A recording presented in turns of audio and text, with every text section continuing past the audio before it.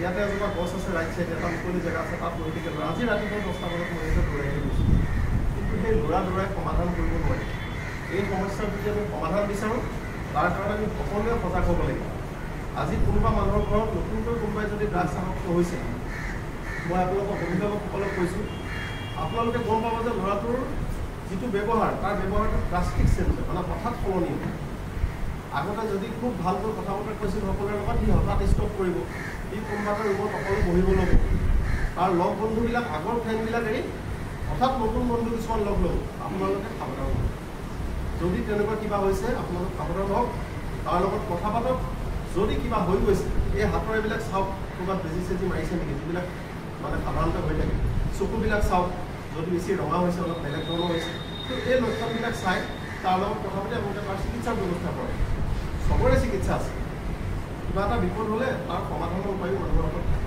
গতিকে আপোনালোকে লাজ ভয় সংকোচ নকৰি তাৰ লগত কথা কওক যদি প্ৰয়োজন হৈছে আমাৰ লগত কথা কওক আমাৰ লগতো মুখামুখি পাৰে আপুনি 100% চিকিৎসা কৰিবলৈ কথা নহয় কিন্তু যদিহে সমাজত কোনোবাই ড্ৰাগছ বিক্ৰী কৰিছে খোৱাৰ কথা কোৱা নাই কোনোবাই যদি বিক্ৰী কৰিছে এটা প্ৰজন্মক ধ্বংস কৰিবলৈ চেষ্টা কৰিছে 100% আমি তেওঁলোকৰ বিৰুদ্ধে যিমান কঠোৰ আইনী ব্যৱস্থা আছে সেই গোটেইখিনি সেইটো আপোনালোকৰ পৰা মেছেজটো তেওঁলোকলৈ যোৱা উচিত যে ভাই আমিও খবৰ দিম পুলিচেও ধৰিব কিন্তু তোমালোকৰ কোনো ৰাস্তা নাই তো এই যিটো সাৱধানতা আপোনালোকে লৈছে মই খুব ভাল পাইছোঁ আশা কৰিছোঁ ইয়াৰ জৰিয়তে অলপ হ'লেও বহুত বেছি নহ'লেও অলপ হ'লেও কিবা এটা পজিটিভ ইম্পেক্ট ভাল এটা যোগাত্মক নিশ্চয় এটা প্ৰভাৱ অঞ্চলটোত পৰিব আৰু এইটো কৰাটো খুব প্ৰয়োজন আপোনালোকে সকলোৱে জানে যে মোৰ অঞ্চলটোত যদি কিবা এটা প্ৰব্লেম থাকে বেলেগ মানুহে যেতিয়া ক'ব অঁ তোমাৰ ঘৰৰ পৰা অমুকত তাৰপিছত যদি বেয়া এটা কৰে চবৰে বেয়া লাগে কাৰ ভাল লাগিব এইটোও মই জানো ইয়াৰ যিখিনি স্থায়ী বাসিন্দা আছে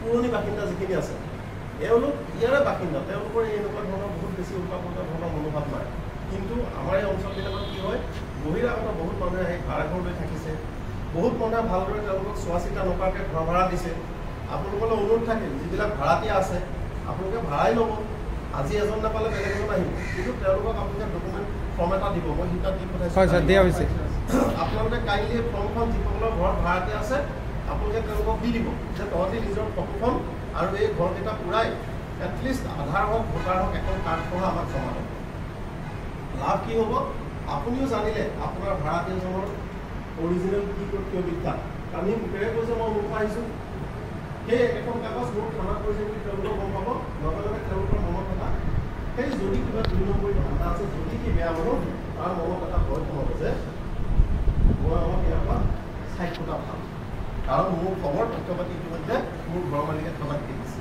বা যদি তাৰ মনত বেয়া মনোভাৱ আছে সি বাদ দিব যে ভাই ইয়াত কৰিব নোৱাৰি কাৰণ মোৰ সকলোখিনি ডাটাবেছ অলৰেডি থানাত গুচি গৈছে আপোনালোকে থানাক দিয়ক বা নিদিয়ক কিন্তু আপোনালোকে কালেকশ্যন কৰাৰ লগে লগে তেওঁলোকৰ মনত সেই ইম্পেক্টটো আহি পৰিব আৰু কালেকশ্যন যিহেতু কৰিবই মোলৈ নিশ্চয় পঠাই দিব মনত ৰাখিব আমি কি কৰোঁ সেই ফৰ্মখন লৈ আমি তেওঁ সেই লোকেল থানাত খবৰ দিওঁ যে ভাই এই মানুহটো আহি মোৰ এৰিয়াত আছে তুমি ভেৰিফাই কৰি দিয়া তাৰ কেৰেক্টাৰ এণ্টিচিডেণ্ট কি আছে তাৰ স্বভাৱ চৰিত্ৰ কেনেকৈ আছে মোক কৈ দিয়া তো সি তাৰপৰা জনাব ন তাৰ যদি কিবা কেছ আছে মামলা আছে তেওঁক জনাই দিব এই খবৰটো আমিও আপোনাক জনাওঁ আপুনি সাৱধান হৈ থাকিব কাৰণ কিয় আজি যিজন মানুহে ধুবুৰীত ডকাইতি কৰি আহিছে সি ইয়াতো কৰিব পাৰে আজি বেলেগ ক'ৰবাত চুৰ কৰি আহিছে সি ইয়াতো কৰিব পাৰে গতিকে সেই সাৱধানতাটো আমাৰ সকলোৰে মাজত হোৱা উচিত গতিকে ভাড়াতীয়া ক্ষেত্ৰত আপোনালোকে অলপ সাৱধান হওক আপোনালোকে ভাড়াতীয়াবিলাকৰ ফৰ্মখন ফিল আপ কৰি আমাক দিয়ক আৰু ড্ৰাগছৰ ক্ষেত্ৰত আপোনালোকে যিটো পদক্ষেপ গ্ৰহণ কৰিছে মই কৈছোঁ এই পদক্ষেপ অসমৰ প্ৰত্যেক জিলাত প্ৰত্যেকখন গাঁৱত হোৱা উচিত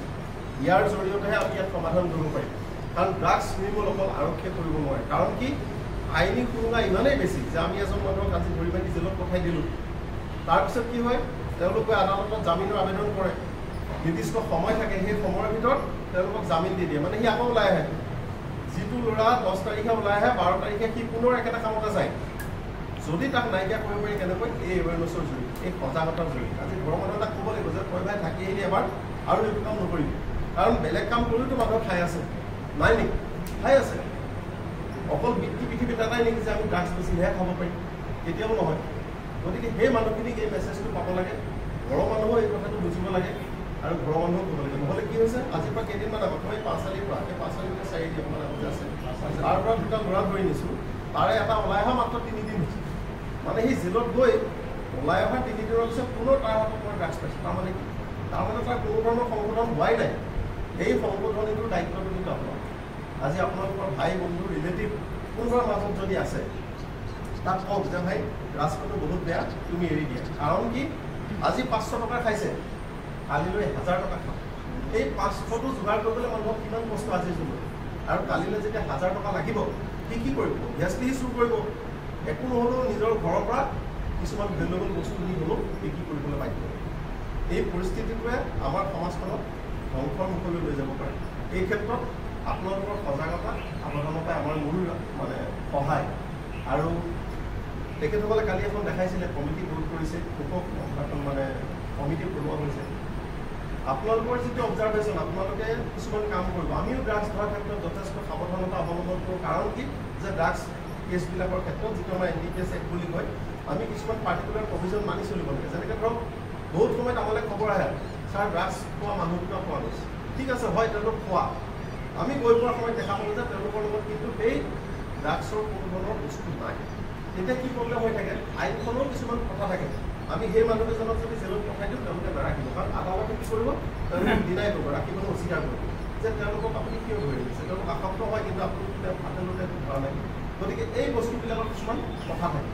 যেতিয়া আপোনালোকে গম পাব, আমাক জনাব, আমি বুদ্ধিটো ক'ম যে আপোনালোকে এইটো অবজাৰ্ভ কৰক। কাৰণ এই বস্তুবিলাক এনেকুৱা, বিশেষকৈ যিবিলাক পাউডাৰী ড্ৰাগছ হয় আটাইখিনি, হেৰইন হওক, ব্ৰাউন চুগাৰ হওক, কোকেইন হওক, অলপমান যদি ক'ৰবাত পেলাই দিব পাৰিছে, বেছি সময় নালাগে শেষ হৈ যায়। পানীত দিব পাৰিলেতো আৰু কথাই নাই। কিন্তু এইটো সঁচা যে আমাৰ বহুত মানুহে তেনেকুৱা আসক্ত আছে, যাৰ লগত হয়তো দুটা তিনিটা সৰু ভাই, কাৰোবাৰ লগত চাদা গোটা বুলি যিটো কয়, এনেকুৱা ধৰণৰ লৈ ফুৰোঁ।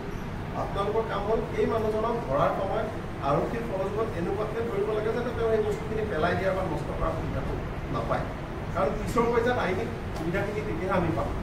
নহ'লে আমাৰো মানুহটো ধৰি লৈ যাম, আমিও বিপাঙত পৰোঁ যে কৰিম কি? কাৰণ ৰাইজে মানে ধৰি দিলে, কিন্তু তাৰ হাতত আমি যিটো পাব লাগে সেইটো পোৱা নাই। পিছত কোনোবাই ক'ব পাৰে বোলে পুলিচে কিয় এৰি দিলে? নহয়, এৰি দিয়া নাই। আইনী সুৰুঙাটোৱে তেওঁক বাচি যাবলৈ সুবিধা দিছে। গতিকে সেই সুবিধাবিলাক দিব নোৱাৰোঁ, আমি নিদিওঁ।